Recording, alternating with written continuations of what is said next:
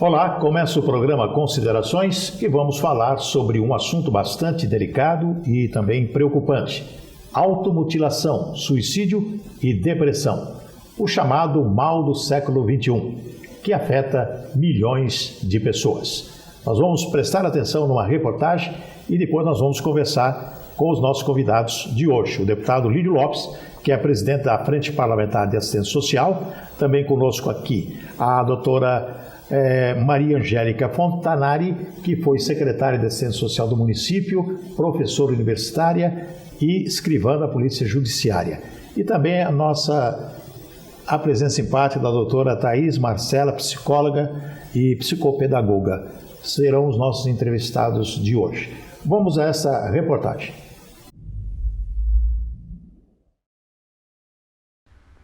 Nunca pensei de ter essa depressão, não. A gente fala assim, o pessoal pensa que é brincadeira, não. É uma das doenças mais tristes que eu vejo. Você não sente dor assim, igual, por exemplo, uma doença de câncer, né? Que aquilo ali é como se fosse uma ferida viva cada dia progredindo. E isso já parece que é o mal da alma da gente. Quando eu era criança, eu não entendia o porquê de dizerem que palhaço, na verdade, é triste. Muitos, inclusive, a maioria tem aquela gotinha, né, na sua maquiagem, na sua pintura. Se alguém perguntasse assim, como você se definiria? Ah, uma palhaça. Uma palhaça em que sentido? Uma palhaça mesmo nesse sentido de gostar de fazer as pessoas alegres, mas, ao mesmo tempo, estar num sofrimento profundo. Hoje, a OMS, na sua última estatística, ela disse que nós temos cerca de 650 milhões de pessoas deprimidas no mundo. Olha o quanto que isso é grave. 50% dessas pessoas curam e nunca mais tem nada. 50% dessas pessoas vão ter um segundo episódio. Quando tem um segundo episódio, 70% a 90% das pessoas vão ter um terceiro episódio. E se deixou ter um terceiro episódio, acima de 90% de chance de ter um quarto episódio. Como detectar a depressão? Porque nem todo mundo fica antissocial, isolado. Tem gente que vai à festa todos os dias e você crê que a pessoa está ótima. Você percebe que a pessoa está de alguma forma exagerando ou se excedendo, seja no sentido de se retrair, seja no sentido de superinvestir. Depressão é a maior causa de suicídio, são os transtornos afetivos. E nós temos cerca de 1 milhão de suicídios no mundo por ano. No Brasil, nós temos 12 mil suicídios por ano. Isso dá um suicídio a cada 45 minutos. No Brasil, as regiões Sul e Centro-Oeste são as que mais registram suicídios, segundo o Ministério da Saúde.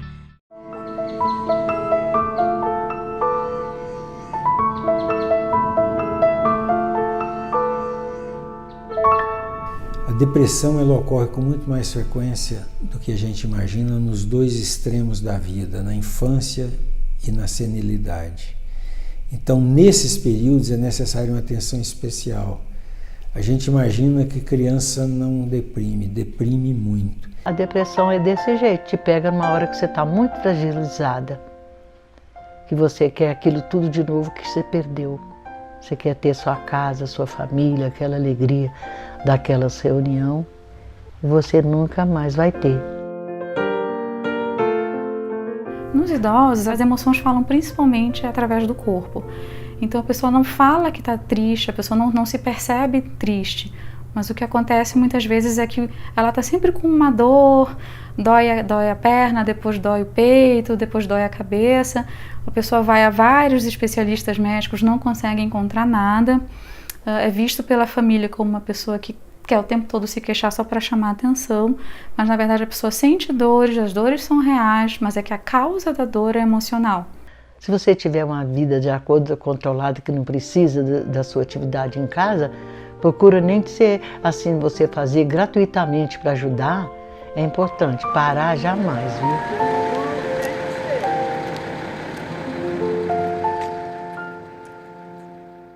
Muito bem, esse é um assunto que nós vamos discutir, orientar, ver como fazer para ajudar as pessoas que necessitam de uma opinião de técnicos, de pessoas especializadas nesse assunto.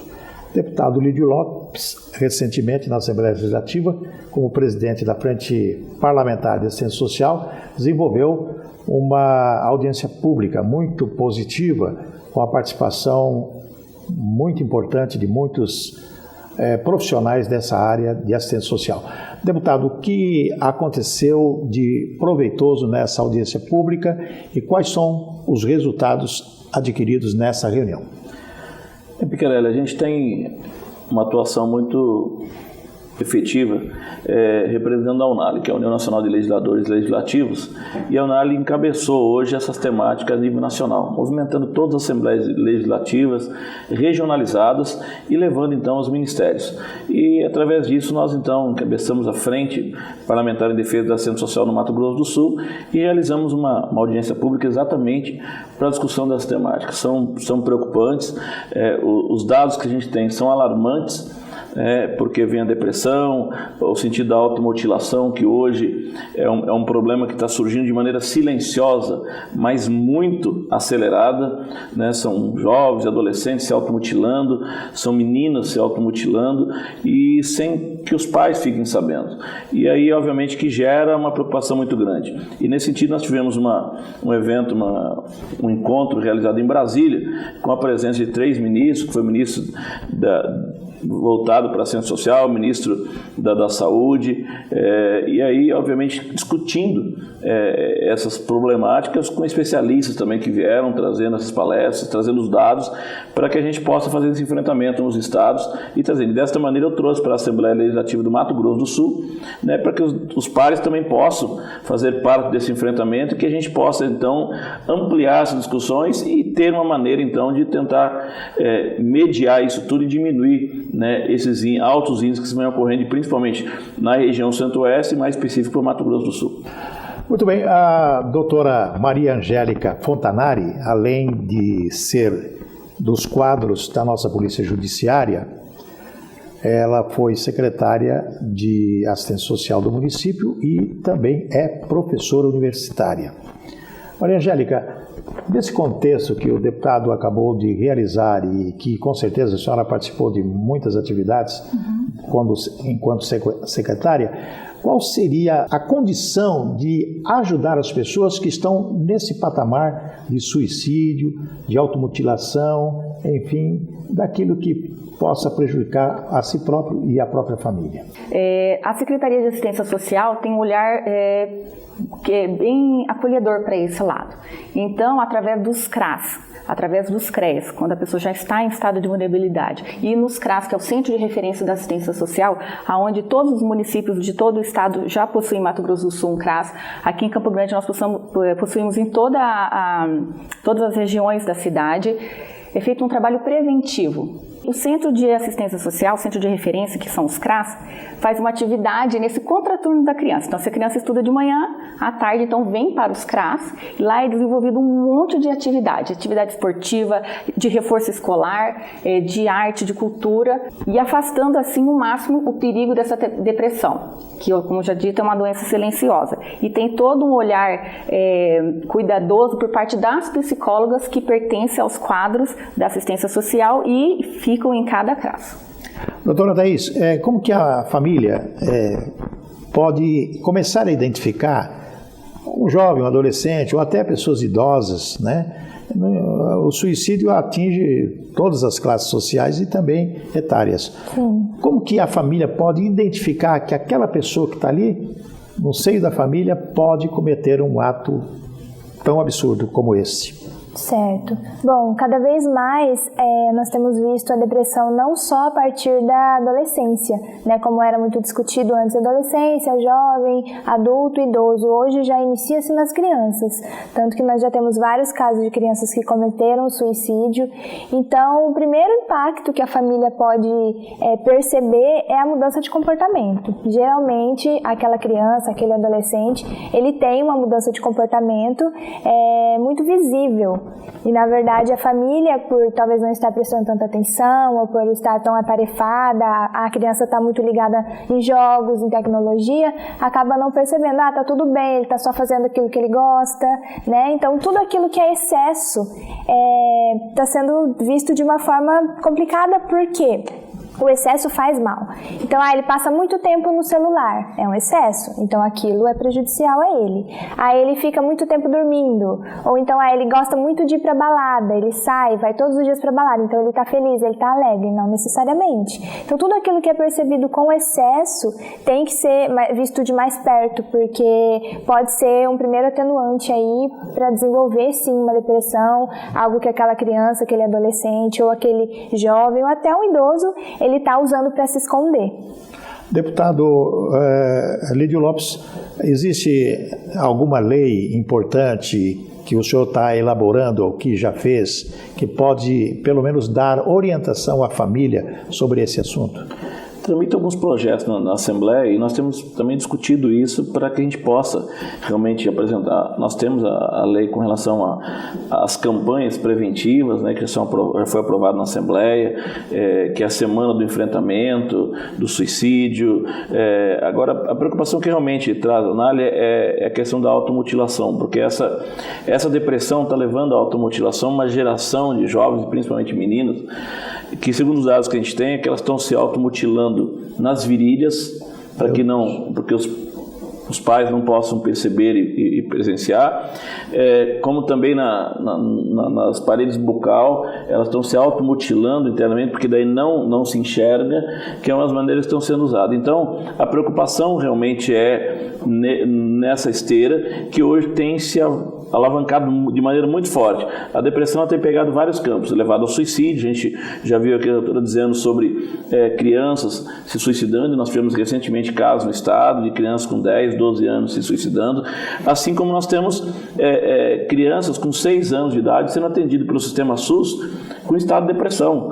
Então, aquilo que você via nas pessoas de idade, né, chegou, hoje não está olhando idade, não está olhando cor, nem sexo. Na verdade, é um grande problema que surgiu, uma doença que surgiu e que está levando muitas pessoas, infelizmente, a óbito, a cometerem um suicídio, né, através desse problema da depressão. E hoje surge muito forte essa questão da automutilação, né, que é uma preocupação muito grande, e nesse sentido a gente tem trabalhado também para fazer esse enfrentamento. Obviamente que não basta você somente ter leis que trabalhem de maneira preventiva, uma semana de conscientização, é preciso fazer um enfrentamento. E é isso que esses debates trazem, de que maneira que a gente pode contribuir para esse enfrentamento, para a diminuição desses índices que são gerados no Mato Grosso do Sul. Qual é a causa? Faço a pergunta para os três aqui, vamos fazer o nosso debate aqui. Qual é a causa?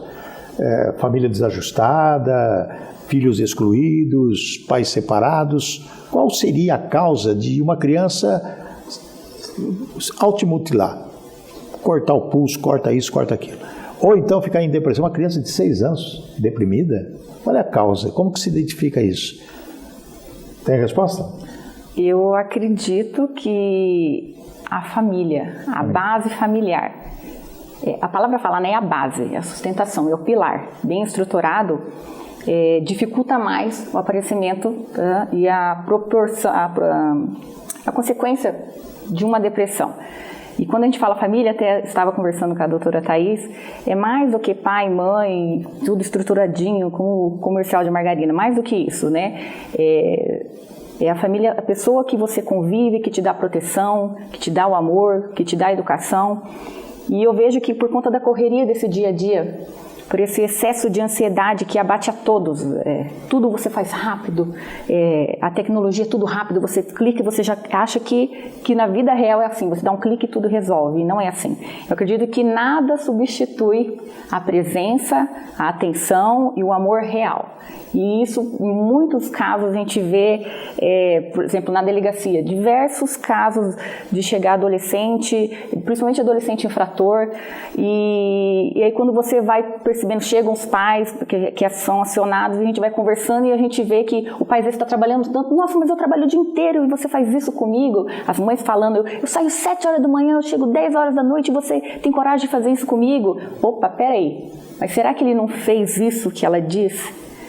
principalmente porque ela ficou mais de 12 horas fora de casa para instruir, quem está instruindo? Eu acredito que é a base familiar. Quando ainda vereador em Campo Grande, eu já via tramitar a questão da escola de tempo integral. E eu já fazia enfrentamento contrário. Eu tinha os questionamentos. Quando é que os pais vão ficar com os filhos? Porque eu entendo que hoje a gente vive uma geração, a gente acompanha uma geração em que os pais geraram e estão entregando para o poder público educar. O poder de educação é dos pais, ela vem de casa, né? É de berço. O educar os pais tem que ter essa responsabilidade.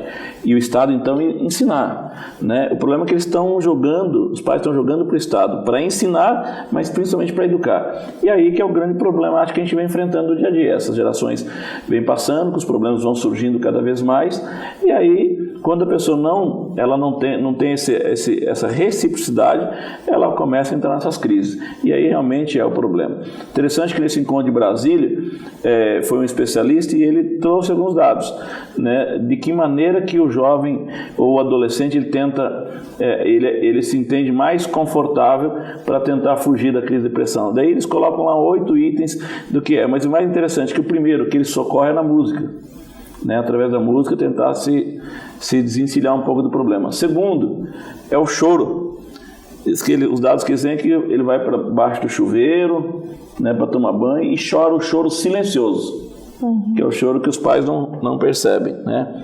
Aí, em terceiro lugar, vem realmente a ausência da família, né, ou também a presença da família para apoiá-lo, e aí eles vêm dando os dados, né, da onde que ele mais se apega, de onde mais que também ele usa como fuga, e é interessante isso. Mas nesse evento surgiu um grande problema.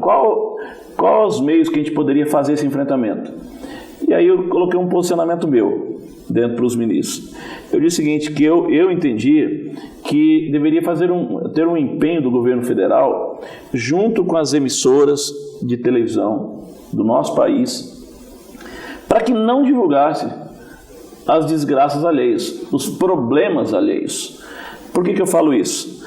Porque onde você via falar que no Brasil a gente tinha criança ou adolescente entrando em escola, disparando tiro, alvejando e tirando vidas de colegas de sala de aula. Isso era coisa americana, Estados Unidos, outros países fora. Aí o Brasil pega isso de lá, começa a divulgar, mostrar na televisão, na rede nacional de televisão. Mas agora tem as redes sociais que nem precisa mais de televisão. O que aconteceu? Aí aconteceu isso, começou a surgir isso nas escolas, né? Vem aqui, aconteceu isso aqui no Brasil, e você vê que tão logo aconteceu aquele problema aqui no Brasil, aqui em Campo Grande veio surgir o problema.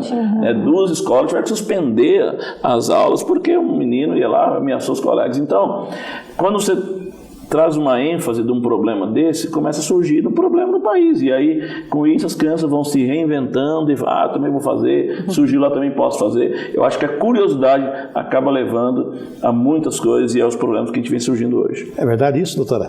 Com essa questão da depressão, podem ter até colegas psicólogos que a gente pode até responder que não necessariamente ele tenha uma causa, né? A criança ou adolescente, ele passa por diversas situações na vida dele que podem ser fomentadas e aí aquilo causar futuramente alguma coisa, porque eu já tive vários casos de pacientes que chegaram no consultório e falaram assim, o meu problema é que eu tenho tudo. Eu tenho mãe, eu tenho pai, eu tenho família estruturada, eu tenho dinheiro, eu tenho isso, tenho aquilo, mas alguma coisa falta. Então, não necessariamente, claro que a família, eu também concordo que é a base, que independente de que tipo de família você tem, você pertence, o apoio é muito importante, mas não necessariamente por conta daquilo que desenvolve, né? Cada vez mais eu tenho percebido os jovens, adolescentes, eles mais particularizados, no sentido de vou guardar minhas emoções. Eu acredito muito mais que a depressão ela acontece a partir do momento que aquele jovem passa por muitas situações, ele vai guardando aquilo, até que chega um ponto que ele não aguenta mais. Vamos dar um intervalinho, que eu quero trazer a discussão aqui sobre um fato que pode ter relação com todos esses automutilação, suicídio, que é o feminicídio. Sim. A briga entre marido e mulher que acaba numa situação de morte da mulher, da mãe. Daqui a pouquinho nós voltamos com esse assunto.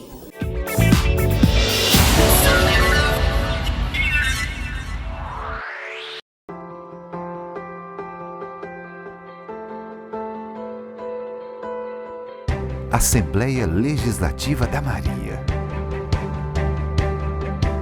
Assembleia Legislativa do Jorge. Assembleia Legislativa do Caio. Assembleia Legislativa da Dona Marta. A Assembleia é esse espaço de todos, onde a democracia se consolida, onde as necessidades do Bruno são ouvidas, onde a Pati ganha voz, onde os direitos do seu Hiroshi são fortalecidos, onde a Rafa e a Gabi enxergam novas oportunidades e onde o futuro do Samuel será garantido. Assembleia Legislativa de Mato Grosso do Sul e do Sul-Mato-Grossenses.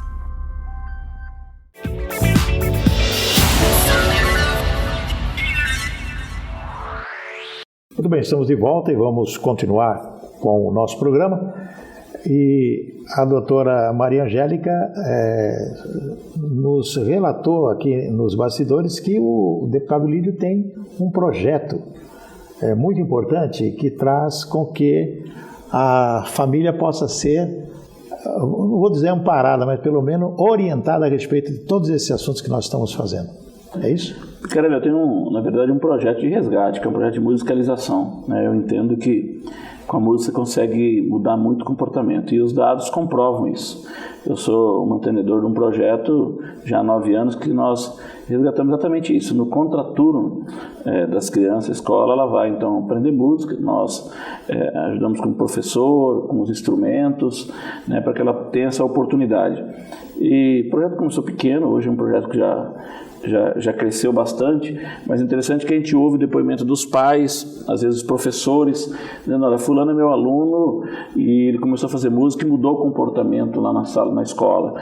Os pais vêm e falam, olha, fulano é meu filho, ou fulano é minha filha, ela começou a fazer música e mudou o comportamento lá em casa.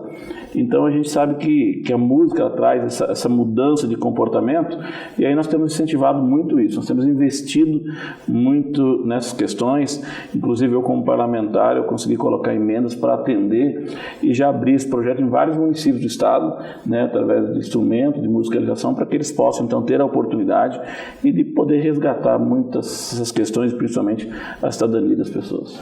Muito bem, vamos falar sobre esse assunto que falamos antes do intervalo e a Maria Angélica, como policial, ela pode nos dar esclarecimentos da diferença entre homicídio e feminicídio. Isso.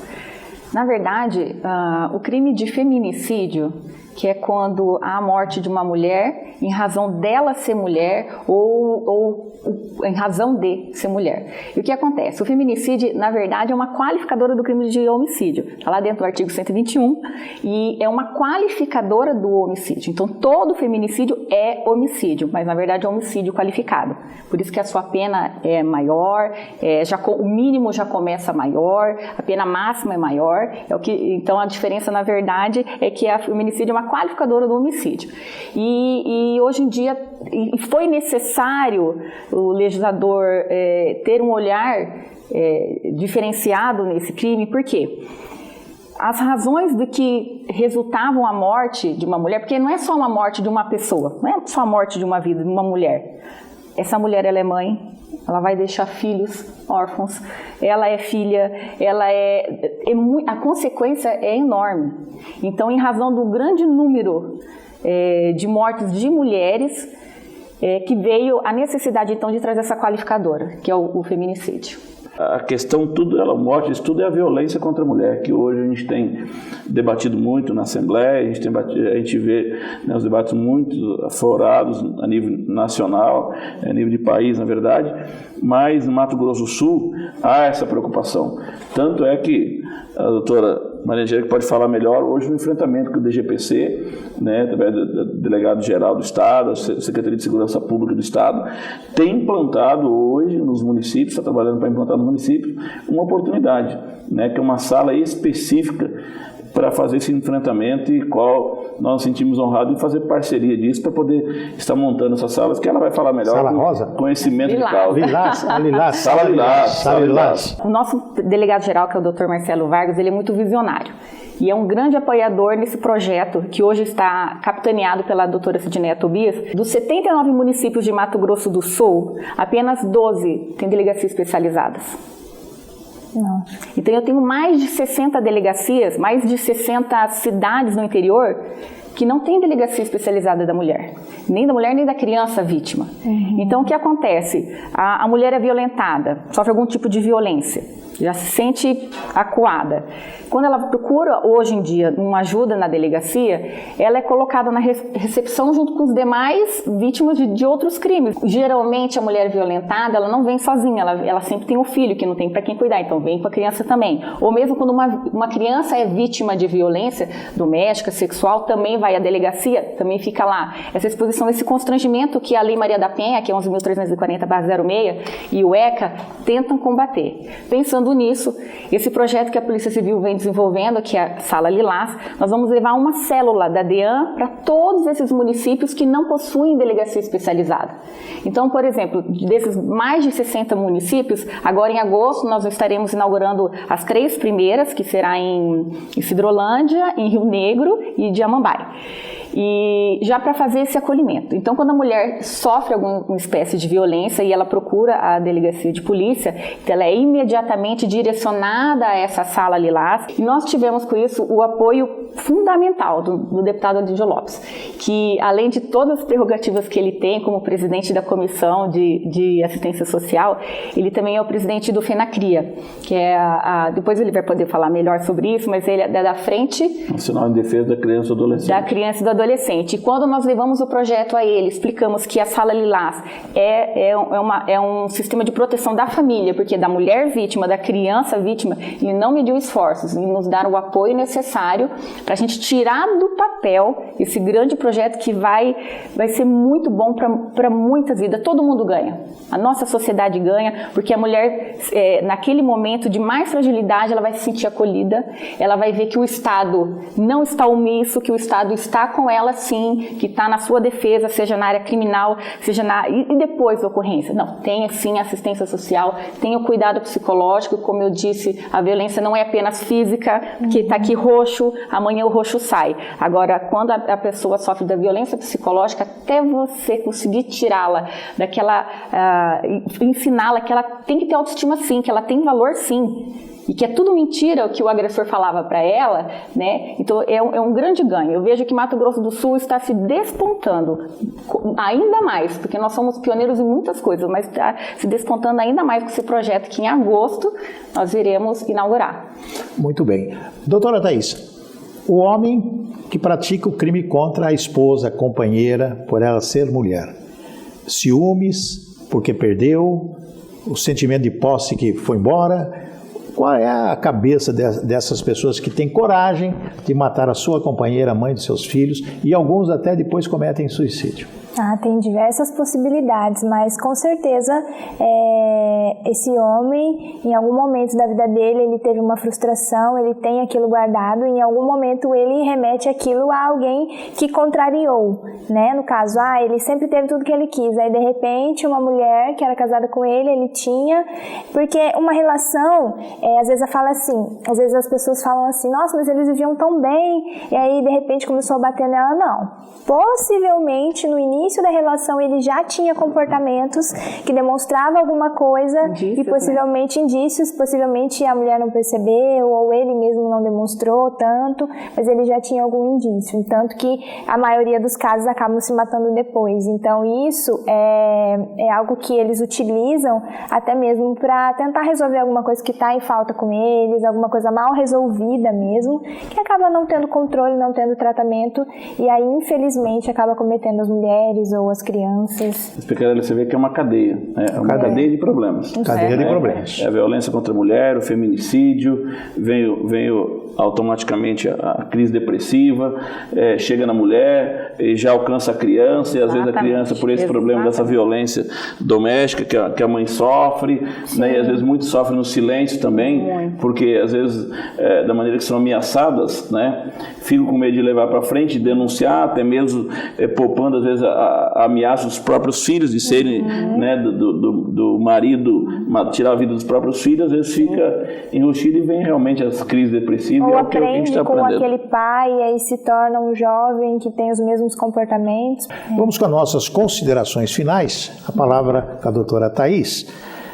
Poderia já falar, orientar a família e dizer, como psicóloga, os meios para a família ficar atenta às situações da casa, principalmente das crianças, dos jovens, e também o recado para a mulher e para o homem, né? Porque falamos de feminicídio aqui, então é uma situação bem complicada aí. Exatamente. Bom, eu acredito que a primeira coisa é que nós temos que desconstruir essa ideia de que depressão não é uma doença, né? De que a pessoa está depressiva, ela tem que necessariamente estar triste, ou então é frescura, né? Então, primeiro precisa existir essa desconstrução em relação a todo mundo. Professores, pais, família, responsáveis, todo mundo que tem aquele poder de auxiliar, ao invés de poder fazer esse auxílio, está fazendo ao contrário, de vai passar, é só uma fase. Não, a gente precisa estar atento aos pequenos detalhes, porque é a partir daquilo ali que vai surgir coisas maiores. Então os pais precisam estar atentos a esses comportamentos de jovens, em relação aos idosos também, essa mudança de comportamento, mudança de atitude, isolamento, tudo que estiver ligado ao exagero, tudo que estiver ligado àquilo que ele não fazia antes e de repente começou a fazer. Então, não estar triste demais não significa que ele é depressivo, mas o estar feliz demais também não significa que ele é totalmente feliz. Verdade. Então a gente tem que estar cuidando mesmo desses excessos e entendendo que precisa ser tratado. Doutora Maria Angélica, suas considerações finais. Eu gostaria de parabenizar por este programa, por tratar desse assunto tão importante e tão atual. Que os números que nós vemos noticiados traz à baila o problema que a sociedade está doente. A verdade é essa, a sociedade está doente. Então, depressão, como bem disse a doutora, não é frescura, não eu quero chamar a atenção, não, é doença e tem tratamento sim. Isso. Não é de um dia para o outro, claro, que nós acompanhamos bastante casos. É um processo, mas tem cura sim. E a Polícia Civil, ela busca, através de palestras de prevenção, nós fazemos por ano mais de centenas de palestras nos colégios, tentando levar conhecimento para tratar a questão do bullying também, porque o bullying pode desencadear a depressão de uma criança, de um adolescente. Então nós procuramos na forma da prevenção, tentar auxiliar a sociedade, principalmente nesse assunto. Sim. Muito bem, deputado Lídio Lopes, suas considerações finais. Primeiro eu quero agradecer a oportunidade de vir aqui participar do programa e principalmente poder conversar aqui com a doutora Thaís, né, que é uma profissional que lida na área, a doutora Angélica também está muito na prática, né, no que tange a poder recepcionar essas pessoas vítimas de violência. E nós, como legisladores, estamos lá trabalhando para isso, né? Legislando, criando, mas na verdade a gente tem lá a Semana Lilás, a Semana Laranja, enfrentamento do feminicídio, do suicídio, das violências contra a criança, todos os aspectos.